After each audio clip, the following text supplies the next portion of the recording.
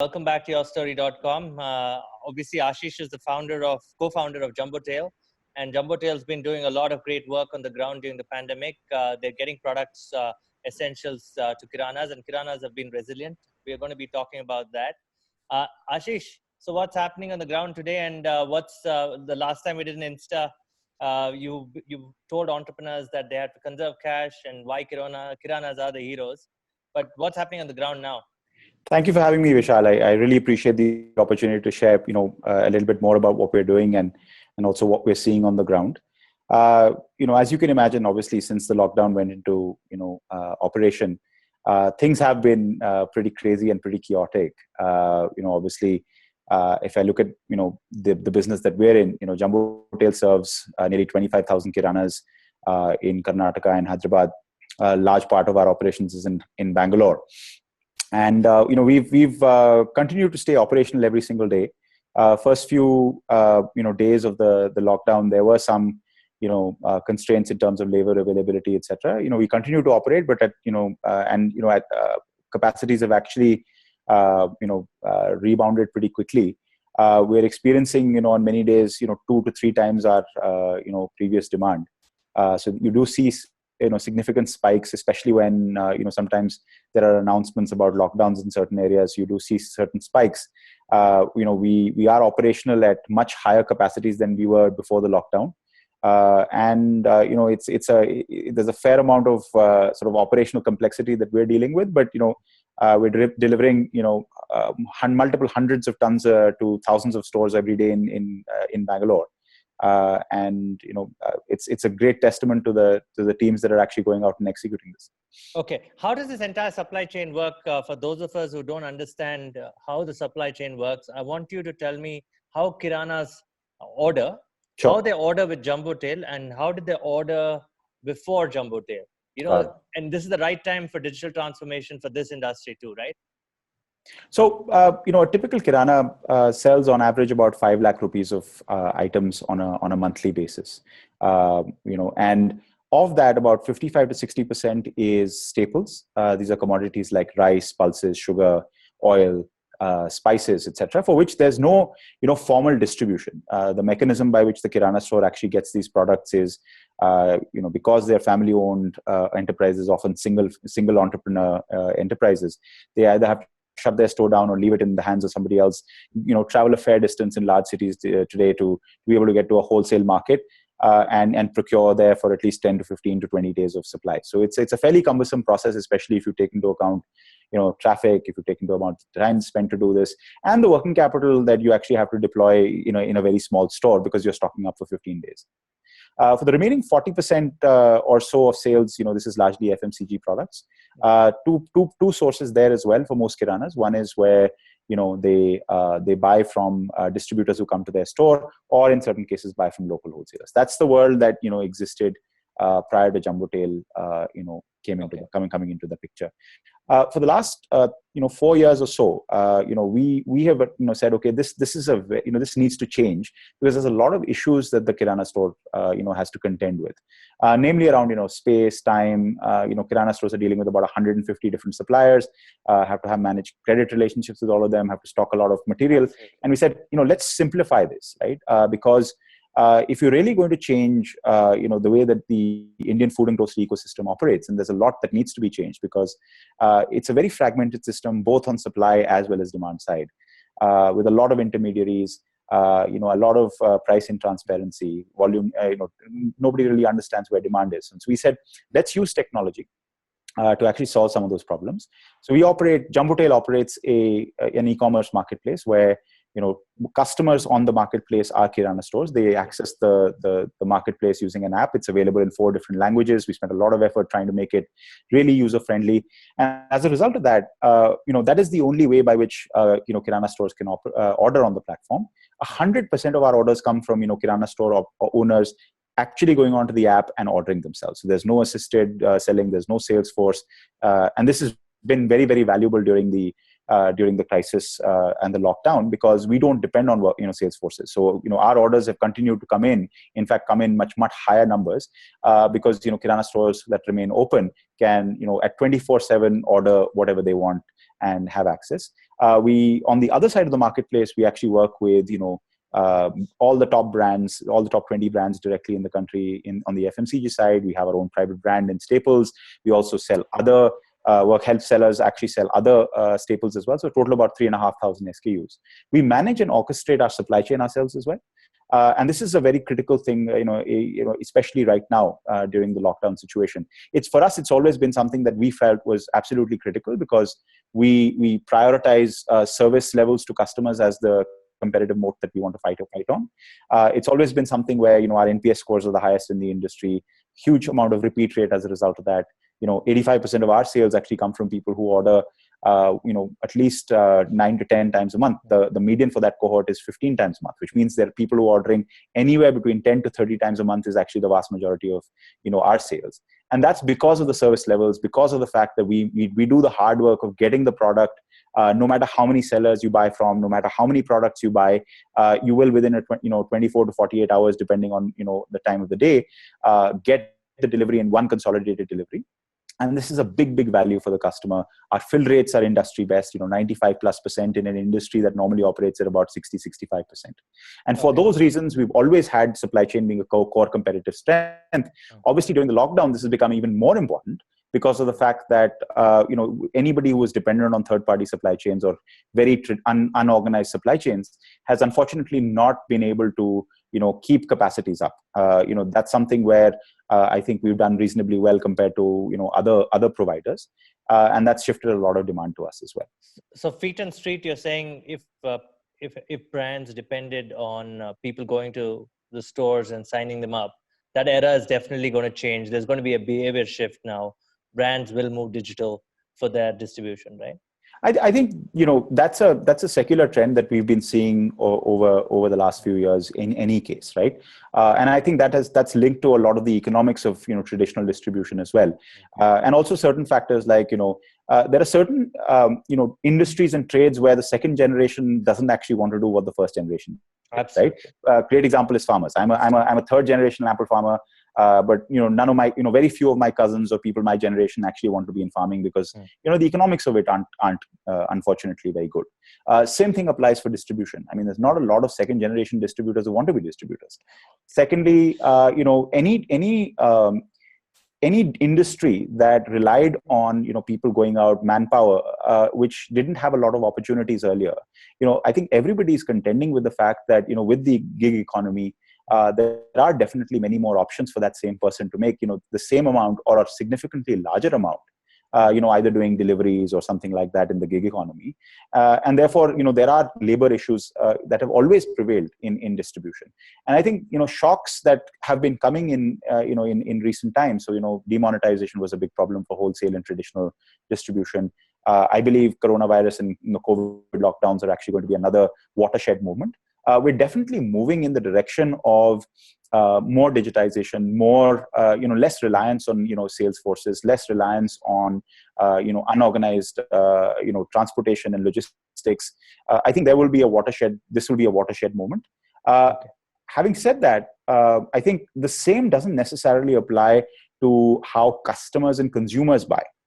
One thing that I think I've been telling people is, Kirana stores have actually come out of this crisis, or will come, or at least in the part that we've already seen, very strongly. And I think that, part of it is share of mind versus share of wallet, and share of trade don't always, work in hand.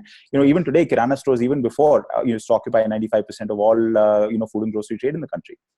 Yet the share of mind space and the share of, the conversations in the media and the public media is probably a lot lower, right? And because these are, a lot of people don't not necessarily have one consolidated voice. But I think, one good thing coming out of this crisis is, while yes, B2C companies are trying, whatever they can, and I think doing in many cases a pretty decent job of scaling up. But they're scaling up from a very small base, right? They're scaling up from 0.5% of total, food and grocery trade. So even if you do a 10x jump, you're just talking about 5%. So the vast majority, 95+%, will continue to operate with Kirana. However, I think that what we will see is a much more collaborative approach, where Kiranas will use technology not only to source from people like us, but also to actually sell to consumers in online ways, right? This is something that we are seeing even today. Well, one little known fact is in many kirana stores, even today, with the complete absence of technology except for maybe WhatsApp and the phone call, 20, 30, in fact, 35% of some kiranas sales still come from home delivery. So it's not that kiranas are not doing home delivery even now, but I think that they will actually be able to leverage some platforms like hyperlocal platforms, and this is something that we're actively trying to catalyze through our J24 stores program, where we give them a not only branding but also a POS inside the store that actually helps them plug into our sourcing, but also helps them sell more effectively on hyperlocal platforms. So do you think you guys will set up J24 stores during the pandemic? Is it even possible? Because I see, as I step out of my house and I see all these new apartments that have sprawled in the city. Correct. Those people used to order from e-commerce and suddenly they realized things are not coming on time. But they do realize that they need something inside the society. Right? I think that's a great question, Vishal. There's nothing that beats the convenience, the sheer convenience of wanting something and being able to, either call or, go down to the store in your apartment complex and actually get it within 5-7 minutes. There's nothing in the world that, can even compete or come even close to the convenience of doing that, right? And so, I think that there are still, however, many, many apartment complexes that don't have functional stores in them. And this is something that we've seen, a lot of outreach. Hundreds of RWAs have reached out to us saying, "Can you help us set up, J24 stores?" And we work with a large base of entrepreneurs, right? So the J24 store is a program where, because we serve 24,000 kirana entrepreneurs in Bangalore, we have a very, very large base of entrepreneurs that we can work with who can go out and run these stores. We power them, but they still retain the entrepreneurial zeal and passion of the entrepreneur, which I think is very, very critical. Only last week, we got a request from a large apartment complex in Bangalore. Within 24 hours, we turned what was essentially an empty room in the basement of the apartment into a fully functional, modern, convenience grocery store. So it is possible. We are actually opening them as quick as we possibly can. And that's something that we believe actually provides a significantly higher service level, and also allows safety and social distancing, because we are solving for problems like queuing. We're actually using video to help people understand what's in the store, how many people are in the store, so that they can make sure that they only come when there's not a large number of people queuing around. So a lot of innovation happening on that front. Okay. I liked your earlier point. You said that kiranas don't have representation. They may have a few associations, but they cannot compete with the corporate might. It's like a David and Goliath scenario, right? I mean, I see Jumbotail becoming their representation in many ways in the long run, right? Because you'll eventually sign up as many. Right? There are about 7 to 10 million. Correct. And that's the market that you're going after. And you're giving them the power of data, Ashish. So do you see them use this efficiently to say that, okay, we are going to modernize? For example, Spar, right, was born out of a farmer cooperative many decades ago. Yeah. You're right. So do you see that happening in India, some form of revolution where there's a participation from kiranas to becoming more modern? Absolutely. I think, as a country, we're an extremely entrepreneurial country, right? And the reason why we have, and these numbers of how many kiranas there are, nobody really knows, but, there's a number of 10 million is sort of bandied around. Yes. And, that's sort of the generally accepted number. We have 10 million entrepreneurs because, it is something that people, who want a better life, who want to, feed their children, send them to better schools, can, it is accessible to them. There are challenges today, right? There are definitely challenges with increasing mobility, people moving around a lot. The traditional links to kiranas are not necessarily as strong, especially in large cities. However, given the type of cities that we live in, right, very crowded, roads are pretty narrow, big box retail has not been able to make a dent. There are also issues with the economics of B2C commerce retail in the country, and therefore MRP plays a very important role. The size of orders in B2C commerce actually is restricted. We have POS data from a lot of stores that we power, where 80% of all orders are actually less than 200 rupees, right? And that's the nature of Indian consumption. It's very, very high frequency, very small ticket, which is not necessarily amenable to any other form of servicing apart from the Kirana store. So I think the Kirana store is here to stay, and we are betting big, and I've always bet big on the future of the Kirana store. But I think it's important for the Kirana to evolve as well. Today Kirana spend a lot of time trying to just do basic things like keeping in stock, right? This can be done a lot better, and that was the first problem that we addressed.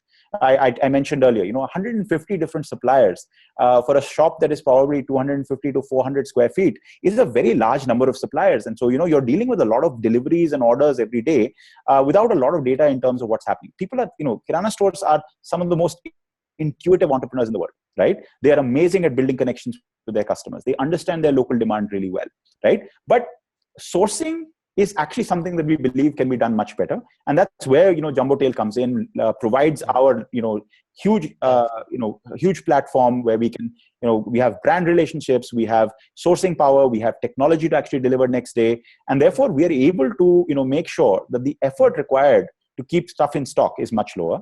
We've been able to increase in stock in many stores by 30-40%. Now with the J24 program, we're saying, okay, not only are we going to solve problems behind the store, but the one thing that you ask any entrepreneur, and this is not just the Kirana entrepreneur, what do you want more of, right? It's sales, right? People want more sales. And so we've been working over the last year to really see what is it that we can do to provide more sales, and that there are a lot of levers that our J24 program goes in and provides them, which is around better inventory visibility, which means that 20-30% of stock in a typical Kirana store is actually dead stock. The retailer doesn't know it's there. It's working capital and space that is being utilized, and it's not being sold. So intelligence in the system actually says, okay, can you run promotions on this, right? Similarly, connecting them to hyperlocal platforms that extend the range of a particular store from say 300-400 meters, which is your typical Kirana store's range, to as far as 4 or 5 kilometers, right? That essentially will increase the area that a Kirana store can cover by almost 100 times, right? That gives you more sales. Opening up the store, branding it, standardizing it, providing payments, providing loyalty. These are things that the J24 program does. Plus a lot of data and insights that actually use the data that's going, or what's going on in the store, to really help the store sell more effectively. And we believe that we want to put a J24 store within 2 minutes of walking distance of every single citizen in the country in the next 5 to 7 years. Amazing answer. And when you look at Kiranas, they lived on credit, lived on low margins, right? You can also become a fintech company if you want. There's only that much that you can do, though, right? You're a full stack technology company it's a retail stack, and it's a stack for brands. So 2 things. So do you give credit to Kiranas? 1. Secondly, what's your business model? So let me take the first one first. So the business model is, the e-commerce marketplace charges commissions from sellers on the marketplace. So whatever gets sold through the marketplace, there's a commission that the sellers get charged for. We also charge shipping fees, which customers will pay for. So because we own our supply chain and do doorstep delivery for the store, we also charge them for the delivery portion of it. Wherever we have our own private brand, we make money on the private brand as well from markups. And finally, we actually also run a pretty sophisticated fintech platform as part of this, right? The idea is, we have an ecosystem mindset, right? We're happy to work with a lot of players, and we actually do work with a lot of players. But wherever we find that there's a deficiency in the system, or that's not working in the way that we wanted it to, we also go out and build that out. So the fintech platform allows one thing that I think is fairly unique is when you look at the requirement for payments that a small merchant has. Simple things like, I want to pay by 5 different payment instruments for the same order is not something that you actually solve for in a B2C world, right? When you ordered the fancy shirt that you're wearing online, you probably paid by one payment instrument, right? Yes. But when I deliver an order of say 5 or 10,000 rupees to the retailer, he will say take 2,000 rupees of cash that was lying in his cash register. He will take his Paytm, deposit and say, okay, I'm literally the only supplier that accepts Paytm. So he'll empty out, say 3,000 rupees of Paytm. Then he will take, a debit card or a credit card and then, you do UPI. And, maybe the last set he will say, and for well-qualified buyers, we actually work with NBFC partners to enable credit as well. So you can pay by 4 or 5 different payment mechanisms. And we built the technology to be able to reconcile and do all of those things. Okay. But it provides flexibility for the retail. As far as credit is concerned, this is, something that I think deserves a little bit more description, right? Why is credit required in transactions? It is to tide over, differences between cash flows, right? Yes. So you buy something, you stock it for a certain period of time, and because you sell it later, you need the money to be able to afford that payment in the interim while you're holding on to the material. Now, our business model itself actually solves for part of that problem, right? Because you can order 24/7, 365. Our supply chain does not sleep, right? Every single day of the year, even during bunds, even during other issues, we are out and about delivering. Same with the lockdown in COVID. And therefore, the Kirana knows that I don't need to maintain, 7, 10, 15 days of stock. I can run it on 3 or 4 days of stock. Absolutely. Right? So you actually reduce significantly the working capital cycle, right? Absolutely. It actually, by the way, also allows the Kirana to hold a lot more SKUs in the same space, which actually helps increase sales as well. There will still be requirement for some credit. We do work with NBFC partners to provide that. There again, we've done a lot of innovation on that front around, how do you help people underwrite for this sector? Because the typical underwriting is, give me a bank statement, give me a CIBIL. You can't underwrite based on that, right? CIBIL -1, most people don't have a credit history. Banks are not really where they're keeping their money, right? And so the things that you underwrite on become things like, okay, what is the transaction volume? Right? Because we are in the path of the transaction, we are actually able to help people, underwrite better and give people higher limits or lower, interest rates. Similarly, I'm able to also underwrite based on things like, what is this person's return behavior, rate and behavior? Is this a good person to deal with in general, right? Because credit is also about intent and ability, both, right? So you're able to get much better data on both intent and, willingness to return, and ability to return. And then because you are also such a large portion of the supplies to the store, this is another critical element, right? The more meaningful you are to the retailer, the less likely he is to actually not pay you back because they depend on you, right? And it's a symbiotic relationship. We serve them better, they buy more. Because they buy more, they also pay us back or the lender back. And therefore, we've done multiple hundreds of crores of lending over the last few years through our partners with 99.8% repayment rate.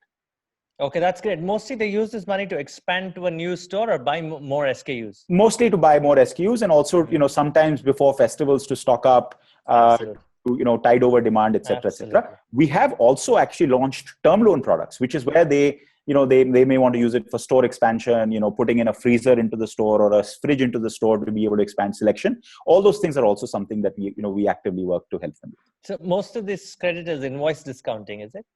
It is modeled as a line of credit, but yes, it is for the vast majority of it is for buying products on the marketplace itself. Okay, fine. And how do brands handle it? Do you have to buy from them on a credit basis too, as Jumbotail? So sellers sell on the marketplace, right? So we have direct relationships with brands, but the people selling on the marketplace are sellers. And, there the terms will depend from brand to brand. So they will just come onto your platform, just see what the Kiranas want in supply, right? We actively help our sellers with advice on what to purchase and what not to purchase because of the data that we see around.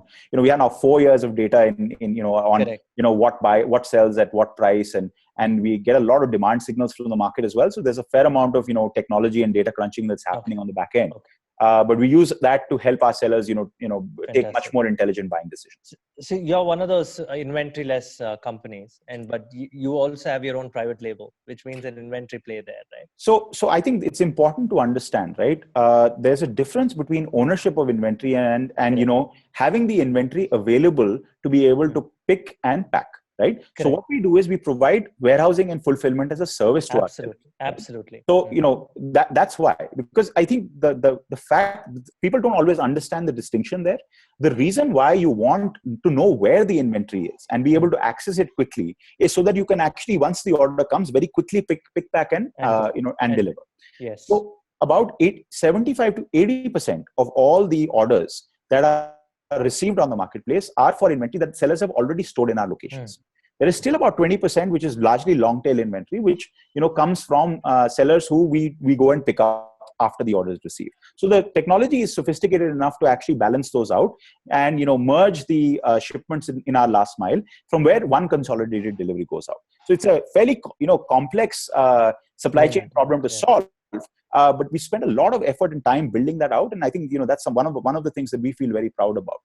And private labels is something that you work with pulses, wheat, rice, right? How do you do that? Why did you get into that category? Why?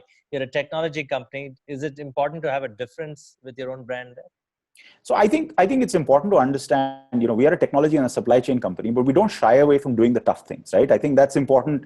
If you start with the outcome in mind, you do whatever it takes to actually make the customer's demands come true. One thing that we realized was that there were especially in things like rice and pulses and unstructured, commodities like chilies and spices, etc. There weren't, unfortunately, a lot of brands and products that was available at a consistent quality level throughout the year, and that's something that customers really crave for. And customers in this case are kirana customers, right? Because they in turn are selling forward to people who want a certain specific quality available throughout the year.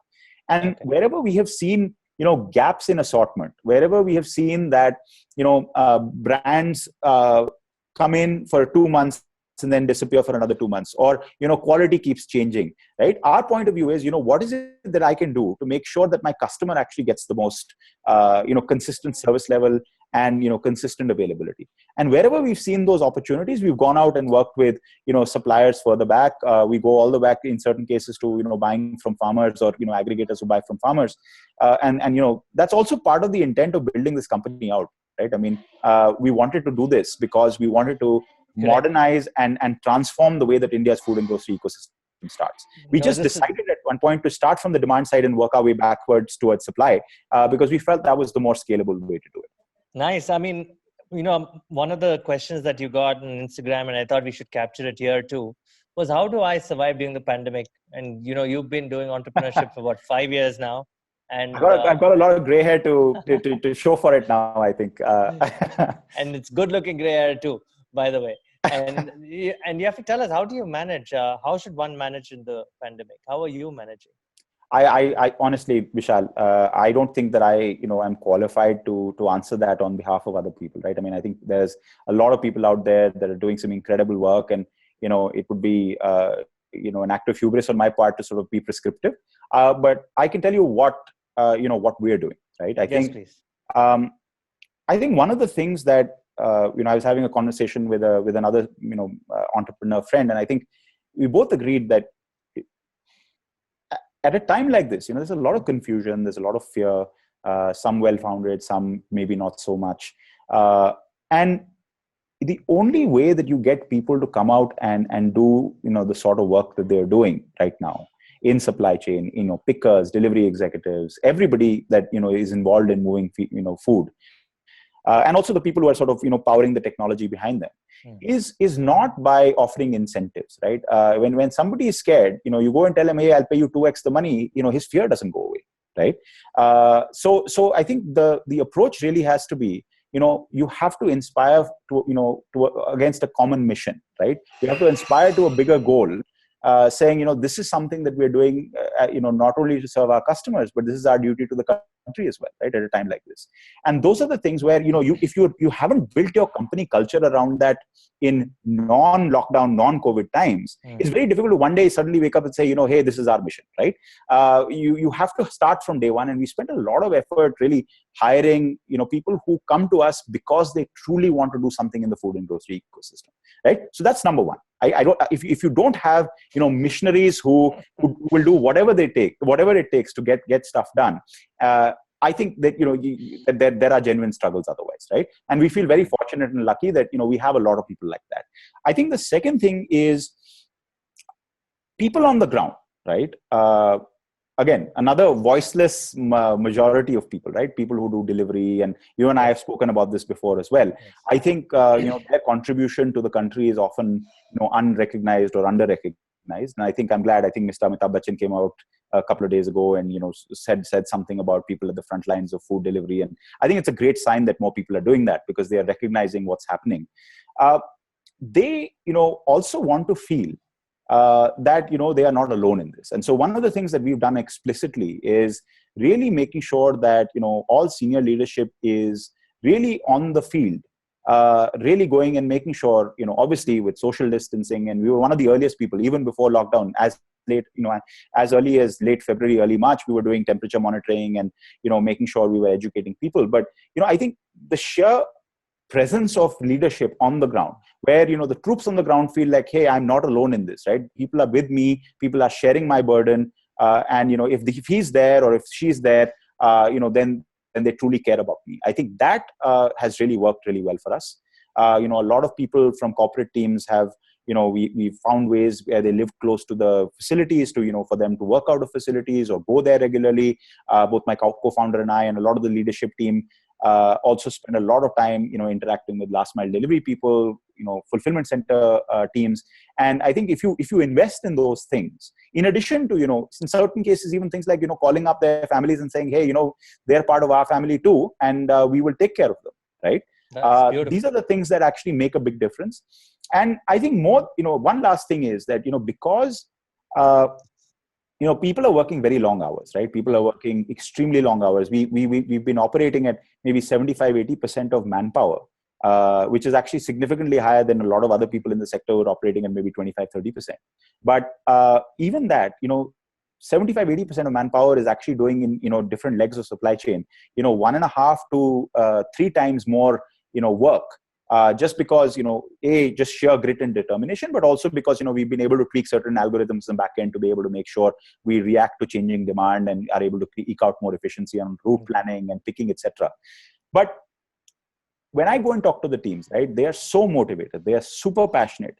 And I think the gratitude that they see from the communities that they're serving, right? When a Jumbotail vehicle goes to the store, right, there are people standing at the store. There's the retailer. We are powering the livelihood of the retailer, and the people at the store know that there are not really that many other people actually coming in and providing these products. And so the gratitude that the teams on the last mile are seeing from our customers is another thing that I think is very energizing, right? And I find people every day, even after working, say 10, 12, 14 hours, people come back and say, this person said something really nice to me and I feel really proud. And I think those are the things that, actually help, inspire people at times like this. I mean, you have to take care of them monetarily as well, but I don't think that, just monetary incentives will actually work. Yeah. And how many people work with you in terms of blue collar workers? So supply chain, we have about 600 to about 650 people across different parts of supply chain. And, we've been able to, actually continue to operate at about 75% of capacity. And one of the reasons why I think some people have not been able to come back is lockdown came into force right after Ugadi, which was a big holiday in the south of India. So a lot of people are actually stuck in their villages, not being able to come back. So 600 people, 75% have come back. Yeah. Okay. And that's the leadership thing, right? Leadership means talking to people at this point of time, calling up their families, making them believe that we are solving something greater. And that's important at this point of time. I think that's a key takeaway. I think it's important at every single time, Vishal. I think that it's a lot more fun as an entrepreneur to work with a mission-driven team. Always, it becomes even more necessary and critical at times like this. But I think just life is a lot more fun, and you enjoy getting up every day and coming to office if you're surrounded by people who are motivated by some of the same things as you are. Absolutely. And final question to you is: how do you maintain yourself during a pandemic like this, and how tough is it for you? I mean, everybody's working from home, but you're out there and making sure that essentials are delivered. How do you spend time? That's one. And final thoughts on any books that you've been reading or that you'd recommend an entrepreneur to, or not entrepreneur, but anybody who wants to read. What would you recommend them? I'll be honest, Vishal, I don't have much time to read these days, but, I think there are definitely books that, I've looked back and, there's books that I've read that I found interesting and helpful, 0 to 1, Lean Startup. These are books that I read a while ago that I think are very, very applicable. Ben Horowitz writes some very interesting stuff. But I think in the current context, I think a lot of the books that Nicholas Nassim Taleb is writing around anti-fragile, around black swan, these are all interesting thought processes to how to think about what's going on in the world and how to prepare for it. From a perspective of how to maintain, I mean work is energizing. I mean doing, if you're doing something that you absolutely love, and this is my dream come true. I mean this is what I've always wanted to do in my life, and I think a lot of people in the company feel the same way. Working, if you feel like you're doing something consequential, there are a lot of calls that we do at times when people are not able to work in the same facility or in the same place. Coordination, communication is very critical, and so we do have a bunch of calls where we discuss specific issues, and day end, at the beginning of the day. This is a very fast moving situation, and so you have to sort of be connected to your teams. So it's trying to strike the right balance between being out and about in the field, really motivating the teams there, looking at the data and actually making sure that things are actually detecting problems, and also not forgetting the household chores that we all need to take up, right? I mean my wife is extremely I'm really, really privileged and lucky that I only get to do just the dishwashing portion of home chores, and everything else she takes care of. So thank you to her. But I think taking time out for those things as well is absolutely critical. No, thank you. And just want to verify one data point. How many SKUs do you handle today? We do about 3,500 SKUs across 3,500 SKUs.